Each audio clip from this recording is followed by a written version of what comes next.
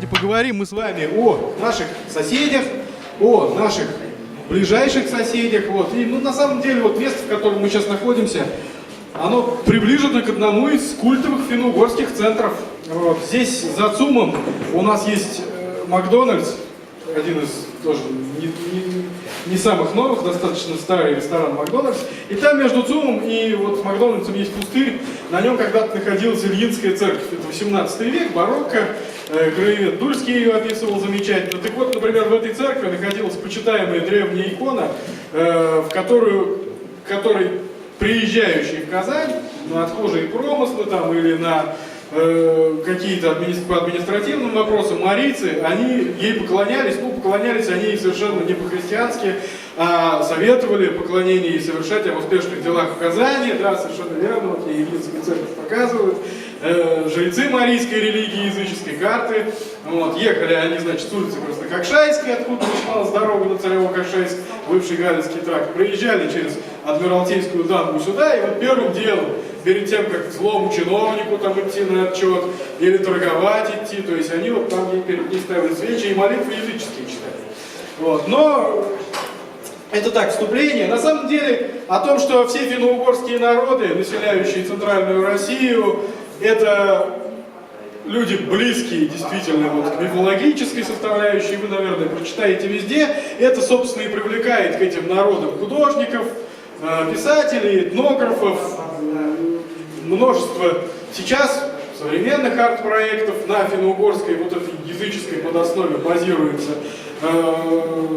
Дениса Осокина все, наверное, знают, да, наш крупнейший казанский писатель, говорящий о финно-угорской тематике в современной культуре. Но я бы хотел немножечко другие акценты сделать в сегодняшнем выступлении по одной простой причине. У нас с вами уходит 2017 год, год столетия двух российских революций, год, когда вспоминали или пытались вспомнить многие важные для татар события. Но ведь 17-й год — это весна народов еще и для финно-угров. И вот о том, как превращение финно-угров из персонажей легенд, сказок в современные нации происходило, и о том, какую роль во всем этом играет Казань, я, наверное, сегодня вот и хочу в первую очередь поговорить.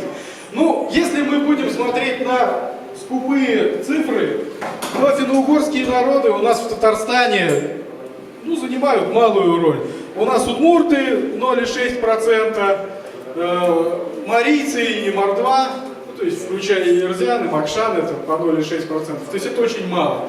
То есть на региональном, на районном уровне, вот удмурты в Кукмурском районе занимают 15 или 14%, Алтазинский район процентов 10%. То же самое можно сказать о мордве, в некоторых районах на юге Татарстана удельный вес больше. Как бы фактор в цифрах-то незаметный. Но этнические процессы, они очень интересные. Я как представляю цифры по последней переписи. Во-первых, так или иначе идет постепенная русификация или татаризация этих народов, которые живут вот в таком окружении. Во-вторых, самоидентификация, которую говорят при переписи, она может всегда работать так, как хотелось бы для объективных данных. В общем, на самом деле роль вот этих народов в истории Татарстана, она несколько больше, чем 0,5%. Вот, к примеру, мордва.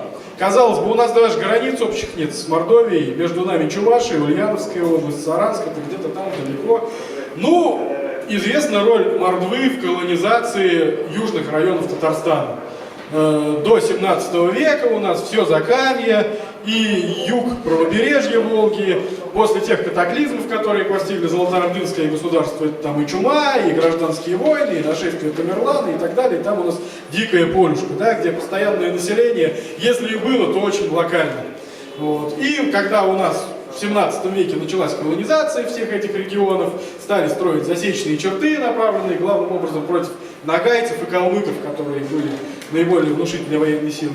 Туда пошли у нас мишары с нынешней Пензенской области, с Мордовии, и вместе с ними, собственно говоря, эрзы и мокши, мордовские народы. И до сих пор у нас на правобережье Волги макшанские поселения на юге, на левобережье, в Закарье, там эрзянские кусты этнические, до сих пор хранящие язык, и культуру, и праздники традиционные. Это Лениногорский, Альметьевский, Павлинский район. Казалось бы, вот, ну, роль исчерпана. Пришли в 17 веке, поселились, в значительной степени русифицировались, потому что у мордвы с русскими, видимо, не знаю, какие-то этнические пороги сниженные. То есть мордва русифицировалась постоянно, начиная с 18 века. Удмурты не русифицировались или с трудом. Марийцы, какой там. А мордва вот, ну, достаточно легко. И многие русские, которые сейчас у нас проживают в Поволжье, потомки той самой мордвы. Но вопрос-то не в этом. То есть следы мордвы на самом деле на территории Татарстана намного раньше можно отследить. Мордовский просветитель Макар Евсеев, который у нас жил, работал в Казани, кстати, о нем мы поговорим немножко попозже, он собирал этнографические данные во многих мордовских селениях, и на территории Мордовии, и в Башкирии, и по югу Татарстана. И вот он обнаружил, что во многих селах рассказывают сказки о том, как мордва строила Казань. То есть там мордвины, например, обсуждают, что на чем построить Казань? Нужно принести жертву. А какую жертву принести? Рыбу принесешь, город будет текучим, нестабильным. Принесешь корову, вялым, безжизненным. Тогда решили принести красную девицу, чтобы город был такой же веселый, заводной, озорной и сиял так же, как девушки. Ну, как бы история о том, что строительство дома, строительство города строится на человеческой жертве, это, в общем-то, ну, универсальный сюжет. У нас значительная часть ветхозаветных книг, библейских, посвящена как бы борьбе древних израильских пророков против вот этого обычая, да, принесения человеческой жертвы перед какими-то важными событиями, боролись они против этого. Вот такая легенда. Или мордовскую песню он приводит, что богатый послужит при строительстве Казани казною, а умный своей головою. И он выделил кибитку свадебную мордовских невест. Евсеев, он вообще написал подробнейшую книжку по мордовским свадьбам, по свадебным обычаям. Она называлась «Он Ава», то есть жена хана. Ее разукрашивали ленточками, всякими рубашками, полотенцами цветными. Вот ханская жена. Евсевьев пытался сопоставить вот эти этнографические данные с данными архивными. Ну и песцовая книга Свияжского уезда, 1560-е годы, порядка 24 опустевших мордовских мест. Это как раз вблизи Свияжска, Савино, вот там, то есть Слутка, вот эти все речки, там вселилась мордва. Скорее всего, это население у нас просто убежало обратно туда, на свои коренные территории, когда взяли Казань в 1552 году русские. Сначала русские войска ходили через горную сторону, как раз по этим местам находиться там было небезопасно, потому что любая армия — это побор с местного населения, грабежи, изнасилования и прочие радости средневековой военной истории. Потом у нас начинаются черемисские войны, о них чуть позже, и бравые луговые марийцы у нас на лыжах, на Волге, шли на горную сторону воевать с русскими войсками, но, как вы можете подумать, воевали они не только с войсками, но и брали какую-то добычу с местного населения. В общем, находиться там было небезопасно, и эта мордва ушла, оставив о себе вот такой странный след, рассказы об участии в постройке Казани вот этой мордвы. Там же у нас, на правом берегу Волги, есть уникальная этнографическая группа. Это селение Мордовские Каратаи, Менсиитово, 3 селения на территории Камско-Устинского района. Особая этнографическая группа мордва Каратаи. Они вообще по самосознанию, по своему мордва Макшане. Но говорят они по-татарски на диалекте, иногда называют себя тоже кряшинами. Вот. И имеют в своем быту, ну, большой русский след. То есть вот такая интересная группа мордва, которая говорит на татарском, под русским этнографическим влиянием. Их было когда-то 1000 человек, на данный момент что-то около 100 осталось. Есть даже в интернете, можете посмотреть, есть словарь мордовских каратаев, там, ну, действительно микс из разных языков, из разных слов.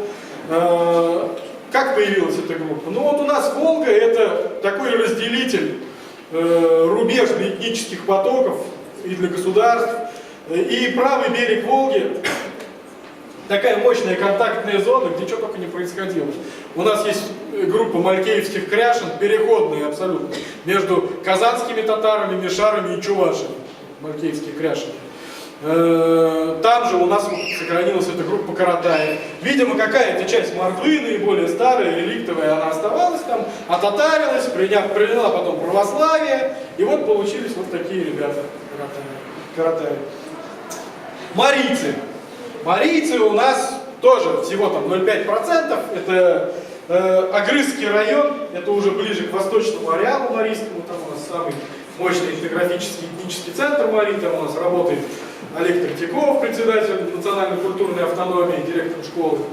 То есть там все марийские праздники, Менделинский район, Огрызский, но на севере Татарстана, за Казани тоже есть Курбургский район, Марийский район, в Ладыжском районе. Однако расселение марийцев, в общем-то, было у нас поболее в свое время. Если мы берем 17 век, у нас в 17 веке на территории Казанской епархии православной появляется отшельническое монашество, чего не было в 16 веке, когда завоевали, построили большие монастыри. Приходили отшельники в лес, то есть Филарет Раивский основал Раивский будущий монастырь, и первое, с кем он столкнулся, что на Раивском озере перед несколькими деревьями приносили жертву черемиса луговая. Черемис — это название марийцев до 17 года. Седмиозерный монастырь к северу от Казани Ефимий построил, отшельник. Пришел он из Великого Устюга, и тоже первое, с кем он столкнулся, это у нас Черемиса. Приходил туда, там огромный большой дуб стоял. Ефимий, кстати говоря, был достаточно толерантен вот, к этим жертвоприношениям, не протестовал, ничего, просто молился тихо себе, пусть язычники прекратят жертвоприношения, и в итоге, как его в жизнеописании приводится, ударила молния в этот дуб, он сгорел. Ушли, он дальше спокойно там жил, вот, потом в Казани он служил в соборе Благовещенском. В общем, это уже к северу от Казани. Каймары, село известное всем Баратынскими, уходи, Мари, иди, Мари, Каймари. На территории Борискова у нас археологи в том числе натыкались на следы марийского поселения X века. То есть в Заказани существовал огромный марийский пласт, который потом у нас потихонечку сменяется русским и татарским. Как это происходило? Ну, все мы знаем, что в период образования Казанского ханства у нас татарское население уходит, татаро-булгарское население уходит с южного берега Камы, где были булгарские города разрушенные, на север и потихоньку заселяет вот эти земли. А прежнее население или уходит, или потихонечку ассимилируется. То же самое, как было с русскими, которые у нас шли в междуречье Волги и Оки. Тоже булгарские народы Меря, Мурома, Пещера. Вот потихонечку русское население теснило. То же самое происходит здесь. Удмурты. С удмуртами интересная ситуация вообще. У удмуртов концепция их национальной государственности построена на части территории Татарстана. Город Арск, крупнейший центр исторически сложившийся к северу от Казани. Удмурты считают, в общем-то, в удмуртской официальной историографии, если возьмете книжку из Удмуртии, купленную там в Ижевске или изданную местными авторами, вы увидите красивые картинки Арска, древней удмуртской столицы. Основывается на том, что Ар — это древнетюркское название удмуртов, хотя, в общем-то, наши историки, и в том числе русские историки, справедливо указывают, что от Казан-Арты происходит задняя, тыльная часть названия Арск. То есть вот такой спор идет. Но удмурт не верят в это, продолжают настаивать на своем. У нас, в общем, спорная территория, Арск наш или не наш, есть такой момент, да? В общем, народы исторически играли большую намного роль. Сино-угорские народы были уже связаны с Волжской Булгарией, поставляя туда пушнину, которая, собственно, была основным товаром для вот этого транзитного пункта. Были связаны с Волжской Ордой, с Золотой Ордой, даническими отношениями. В общем-то, вместе с татарами практически вошли в состав российского государства. Мордва у нас в 2012 году, правда, праздновала тысячелетие единения народа Мордовии с народами России. Ну, очевидно, какие-то... Про Мордву еще Иордан, готский историк, с 5-6 века упоминает. Появляется народ на исторической арене достаточно давно, но на самом деле это намного позже, это уже все-таки окончательное вхождение в 15-16 век, то есть практически синхронно с татарами. Единственное, кто у нас не хотели жить в составе России и, собственно говоря, этим вошли в историю, это луговые марийцы. Почти сразу же после взятия Казани русские войска приводят к присяге все основные территории Казанского ханства, и горную сторону, и здесь, по побережью Волги, Камы. Только не получилось привести к присяге луговые марийские леса, где началась партизанская война, длившаяся практически 50 лет. Первая Черемисская война у нас заканчивается только в 1957 году. Потом, когда Россия ведет Ливонскую войну, кровопролитную и не очень удачную, вторая, третья, некоторые выделяют четвертую Черемисскую войну уже в 90-е годы 16 века. Почему луговые марийцы у нас вписывались за Казанское ханство, выражаясь современным языком, больше даже, чем татары, которые потеряли, в общем-то, свою государственность? Ну, наверное, имеет смысл, привести даже параллели у нас с гражданской войной на территории России, которая была 100 лет назад, у нас, если посмотрим, значительная часть того же самого царского офицерства признала власть большевиков, крестьянство более-менее тоже адаптировалось. Где у нас основные очаги сопротивления начались? Казачьи области. Это особая военная каста, которая никак не укладывалась в новый вот этот режим. И уже опираясь на казаков, белогвардейцы начинали воевать против Москвы, занятой большевиками, делали походы оттуда. Забайкальское войско в Сибири, Оренбургское войско, атаман Дутов, Донское войско, атаманы Каледин, Краснов. Но вот марийцы у нас на самом деле в Казанском ханстве выполняли роль такой военной силы, которая всегда участвовала непременно во всех походах. Ни чуваши, которые были земледельцами, ни удмурты, которые были немножко подальше, принимали участие тоже в военных походах, но в меньшей степени. Любой поход татар, у нас в Казанском летописце и в других летописях, это поход татар плюс марийцев. Территория луговая, земли там, в общем-то, не очень хорошие для земледелия, хотя хлеб растили всегда, но это был один из промыслов. Там была хорошо развита охота, а плюс, если надо, кроме непосредственно продуктов природы, что-то получить, это их может быть. В военном походе, в добыче. После включения вот этой территории в состав русского государства, после насильственного такого вторжения, марийцы лишались источника военной добычи.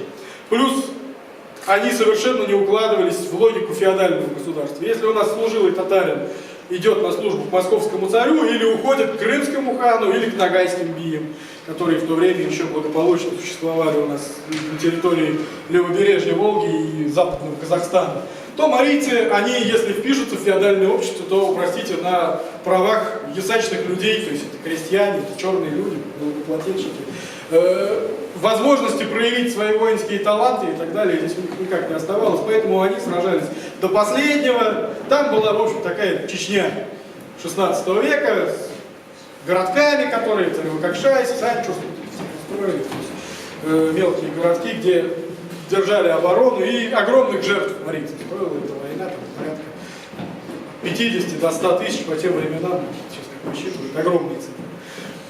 Вот, собственно говоря, все народы у нас вошли в состав России, все эти народы подверглись христианизации по чуть-чуть в 16 веке, в 17 веке, и массовой христианизации новокрещенской касторы, когда у нас император Петр сначала, а потом его преемники Анна Ивановна и Елизавета Петровна решили, так сказать, устроить принцип «одна страна, одна вера», вот, и началось массовое крещение, то практически там по 90% всех этих народов было обращено в православие, обращено так, что миссионеры эти приезжали, давали какие-то подачки, обещали трехлетнюю льготу, соглашались. А потом, когда доходило дело до того, что крестились они, а пошли свой традиционный праздник, рощу праздновать, или на поле молиться, приезжает полицейский, а нельзя, говорит, вы все теперь крещеные ребята, куда вы теперь? Вот. И уже после этого, в общем, начиналось такое народное бурление, то есть люди понимали, что что-то не так, и, в общем, жили на две веры. То есть официально там должны были раз в год сходить в церковь, причаститься, исповедоваться, а потом, прячась от полицейского, начинали совершать свои обычаи. Даже вот, у нас зимний праздник, Шаракил марийский, он приходился на праздник Василия Великого, то есть 1 января по старому стилю, и у марийцев, у них не то, что там чиновники приходили, сами марийцы рядились урядником полицейским, приходили на языческий праздник, грозили палкой всем. Вот, один из представителей деревни спрашивал, какой праздник празднуете? Они, Василия Святого празднуем, Василия, отвечали. Дальше он уходил, и они начинали свой широкион праздновать. Вот до такого доходило, то есть вот эта жизнь на две веры. Хотя оставались небольшие островки, нетронутые христианизацией, язычники оставались. Но еще важный аспект о связи финно-угорских народов и Татарстана. Нельзя забывать, что на протяжении 18-19 века татары, ведя борьбу за ислам, за свою религию, они еще и обращали в ислам и отатаривали значительные, в общем-то, массы вот этого финно-угорского населения.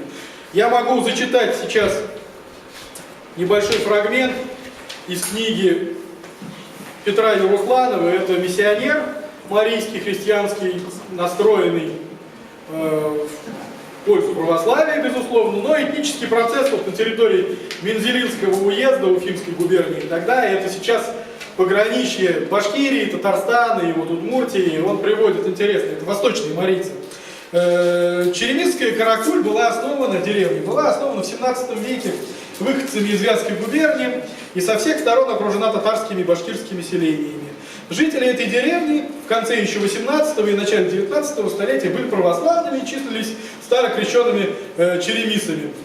Ходили они в черемисском костюме, многие из них поныне состоят в родстве с крещенными черемисами Сарапульского и Елабужского уездов.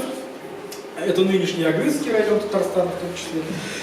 Хотя прекратили с ними всякие родственные отношения. Лет 30 тому назад несколько семейств отпало в магометанство под руководством тайно принявшего магометанство и окончившего курс в удельном училище Черемисина Михаила по прозвищу Черный Миша, который принял на себя обязанности муллы. После смерти его в качестве негласного муллы в Каракуле прибыл башкирит деревни Ильтимировой. Вскоре некоторые из обратившихся в магометанство расселились по татарским и башкирским деревням, а вместо них в Каракуль приехали на постоянное жительство татары в числе 6 дворов. Время сблизило и сплотило татары-черемис.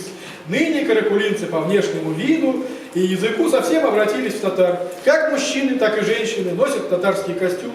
В житейском быту руководствуются предписаниями Корана и шариата.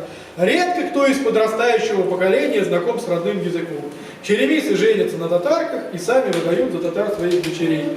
Так совершается слияние черемис с татарами. Пройдет, может быть, 15-20 лет, и о существовании черемис, уже, которые себя сейчас с гордостью называют мусульманами, останется одно лишь смутное упоминание. И это у нас только один из случаев, подобных случаев, в том числе и с удмуртами на территории Мамадышского уезда, было очень-очень много. Причем обычно татарское купечество на местах, не только татарские муллы, но и татарское купечество, они выступали такими застрельщиками вот этого процесса, поощряя принявших ислам и ставших новыми единоверцами, поддерживая материально. И процент татар, которые нынешние татары являются потомками тех самых новообращенных, я думаю, достаточно существенным, могут дать, наверное, генетические исследования конкретно о цифровом выражении ответа. Вот. Но на самом деле у нас становление все-таки собственно говоря, народов арийского, удмуртского и мордовского, состоящего из групп Ерза и Мокша, оно у нас приходится на 19 век, и принято отождествлять его с просветительской миссионерской системой Николая Ильминского, который создал в Казани сначала для крещенных татар свою школу, а потом учительскую семинарию, а затем уже распространил эту систему на все народы Поволжья.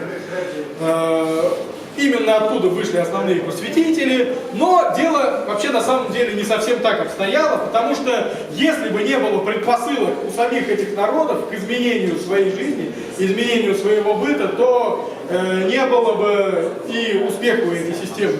Мы с вами уже поговорили о марийцах, которые принимали ислам.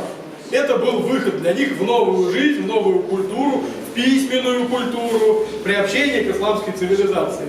Но вот этими марийцами, которые приняли ислам, в том же марийском мире дело не исчерпывается. У нас еще в конце 40-х, в начале 50-х годов 19 века, когда сам Ильинский еще не помышлял об этих школах, занимался арабским языком, жил он здесь в Татарской Слободе, ходил в медресе, вот, учил арабский язык, ни о чем этом не думал. Уже в это время появляются на горном берегу Волги, в Горно-Марийском районе, проповедники православия из самих горных марийцев. Из них можно выделить вот Андрей Никитин и Михаил Герасимов. Оба марийцы, горные Космодемьянского уезда, выучились русской грамоте у священников, стали читать жития святых. Михаил Герасимов последние 40 рублей свои, которые он копил много лет, огромная по тем временам сумма, потратил на то, чтобы купить четь Именеи. И, в общем, нахватались всей вот такой народной религиозности русской, которая частично включала староверческие элементы, частично лояльной официальной церкви, и захотели основать монастырь. Собственно говоря, как у нас вот все православные святые, Серафим Саровский, Сергий Радонежский, поселились в лесу, устроили келью, повесили иконы, молились, к ним приходили другие горные марийцы, они их увещали о том, что, ребята, надо быть христианами, не надо быть язычниками, надо оставлять старые обычаи. Вот такой вот момент, такой сюжет. Как вы думаете, как отреагировала официальная церковь на это? Сначала их заподозрили в сектантстве, в хлыстовстве, в распространении раскола. Потом дело дошло до суда, где их судили за вырубку казенного леса, и Михаил Герасимов отсидел в Космодемьянске, в тюрьме за это, потому что не мог выплатить штраф. Он обычный крестьянин был. Только потом уже казанская интеллигенция гуманитарная, в том числе историки Знаменский, спохватились о том, что, ребята, судят людей за крестьянство, у нас православная страна. То же самое происходило впоследствии в Чувашии, где вот это монашеское движение, оно очень сильно развивалось. То есть Чуваши, они строили сами монастыри, писали прошение в Казань, в епархию: ребят, мы создали монашескую общину, примите нас. И говорили: у нас уже есть монастыри, зачем вы там что-то строите? Давайте езжайте в Чебоксары. Там. Но люди не хотели, люди своим хотели, со своими, с единоверцами, единоплеменниками жить в этом монастыре. Долгое время это не понималось, потом в конце концов разрешили открыть этих обителей. Замечательный чувашский историк Таймасов об этом опубликовал прекрасную статью. Вот. Просуществовали эти общины, даже через эпоху гонений прожили. Вот. Но это еще не последняя альтернатива. Опять-таки, вот мы сказали, принимали ислам, становились православные. Позднее из этих горно-марийских монашествующих вышли многие марийские просветители. В конце концов, Священный Синод дал разрешение на постройку Михаила Архангельского Черемисского монастыря под Космодемьянском, потом его в советские годы взорвали, кирпич возили на строительство Горьковского автозавода. Но это был миссионерский центр, где была и школа на марийском языке, и оттуда выходили учителя, которые разъезжались по луговой стороне. Они были такие светочи новых знаний, нового просвещения. Гавриил Яковлев, священник, в Жорунже был, на границе Татарстана, мемориал, ныне населенный пункт. Его письма, они содержат, вот, ну я не знаю, как вот письма земских, сельских учителей русских, которые... Уже все, да? Но на самом деле это был не единственная альтернатива. У марийцев была попытка в то же время реконструировать, обновить марийское язычество. В деревне Тавшинер под Сернуром жил Александр Тавшинерский, это жрец марийской традиционной религии.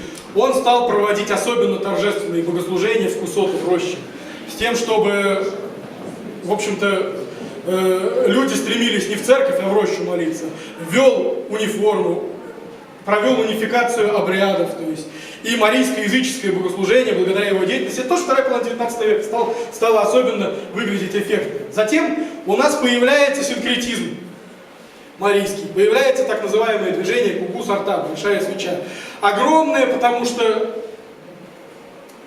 количество богов, которых не все марийцы сами помнили.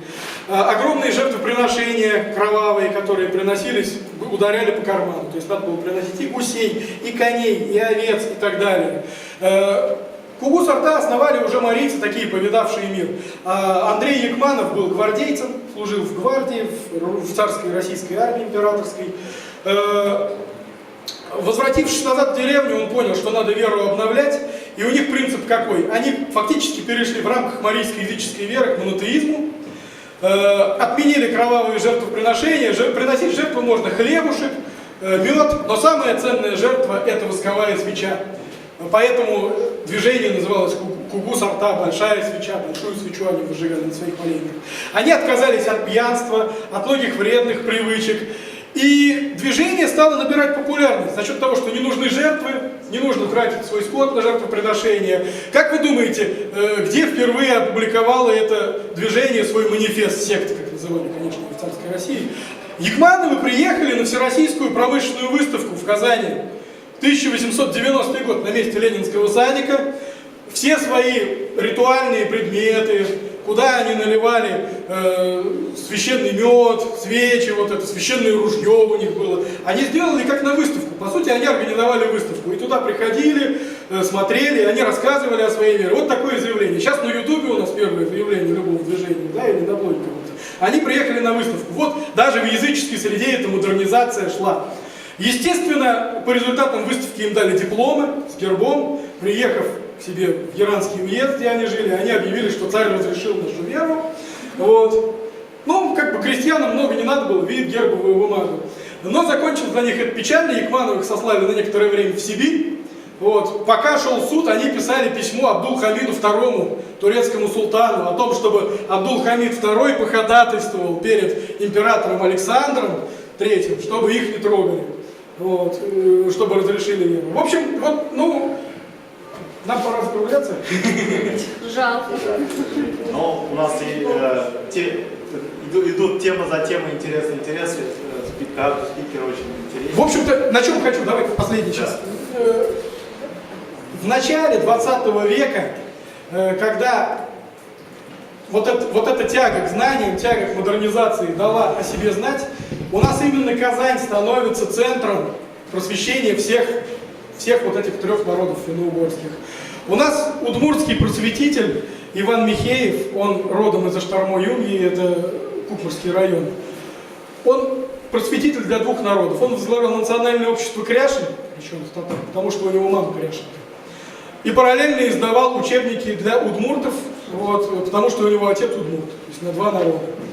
Мордовский просветитель Макар Евсевьев, он у нас тоже в 40 лет прожил в Казани, умер в Казани, был похоронен на Арском кладбище. Только в 2004 году его перенесли прах в Саранск. То же самое марийцы. Марла-календарь, первое периодическое издание, у нас издается в Казани. Валерьян Васильев, крупнейший марийский филолог и основоположник марийской науки, прожил большую часть времени в Казани. Владимир Мухин-Сави, самый яркий лидер марийцев периода революции, жил в Казани, учился в Казани, с белочехами в Казани, кстати говоря, на стороне красных воевал. И предлагал сделать столицей Марийской области автономии не Царево-Кокшайск уездный, который вдалеке, и не Космодемьянск, там горные марийцы, с которыми он как луговой мариец, у него свой взгляд. Казань предлагал сделать столицей Марийской республики. То есть такие предложения были в 17-18 годах. И апофеоз вот этого национального движения у нас 17-18 год. В 17 году проходят 3 съезда, в 17-18 году проходят 3 съезда мелких народностей Поволжья, где впервые вот эти все народы заявляют себя как политический субъект. Съезжается вся интеллигенция, проходят они в Казани. Второй Всероссийский съезд Марий у нас проходит в Казани. И само решение о том, чтобы переименовать марийцев, черемисов в марийцев, у нас тоже принимается не где-нибудь, а в Казани. Это февраль 18 года, национальный съезд марийцев Поволжья. В общем, Казань у нас с этим связана, безусловно, и Татарстан связан с этими народами. Если у нас, безусловно, первенство татарской культуры, потому что в России больше нет таких мест, где татарин и татарская культура чувствуют себя так хорошо, как в Татарстане. Русскую культуру, которая у нас здесь, в Казанском крае, не заметить невозможно, Державин, Шаляпин, попробуйте их не заметить, то вот эта финно-угорская составляющая, она нуждается в том, чтобы ее культивировать, вспоминать о ней. Ну, в общем, сегодняшний мой доклад – это вот попытка напомнить об этих истоках, об этих корнях и связях. Большое спасибо организаторам.